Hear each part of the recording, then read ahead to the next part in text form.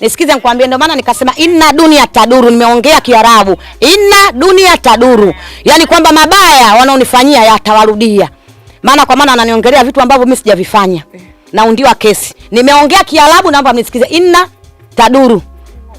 Inna dunia taduru, yani hicho ni Kiarabu. Inna dunia taduru, inna dunia taduru. Kwa wanaonifanyia yatawarudia. Kwa maana kitu sijaongea, nimeongea. Kitu sijakifanya, nimekifanya. Nimesoma Qur'ani mimi. Umesoma Qur'ani? Nimesoma Qur'ani nayo natamba nayo. Kweli?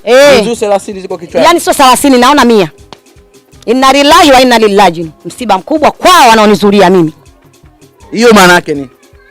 Yani msiba mkubwa kwao. Ndo maana yake. Inna lillahi wa inna ilaihi rajiun.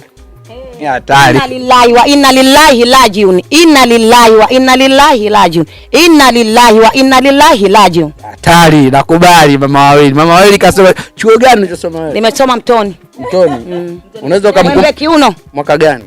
Mwaka 1000 kweusi, ni muda tu. Unaweza ukamkumbuka ustazi aliyokufundisha? Ustazi hapana, siwezi kumkumbuka. Huwezi kumkumbuka. Maana alikuwa na majina matatu.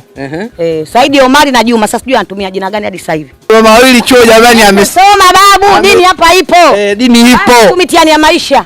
Ukitaka kumloga silali bila kusoma. Na ndio maana mambo yangu hivi tu. Yanaenda. Silali bila ya kusoma. Na hata mtu akija kwangu kunijiambia kuniwangia na kujua. Na wengine na habaruziaga, jana umekuja. Kisomo nacho na tamana. Kumbe huko kwako wachawi wapo. Wamejaa kibao, wema watatu tu. Wema watatu?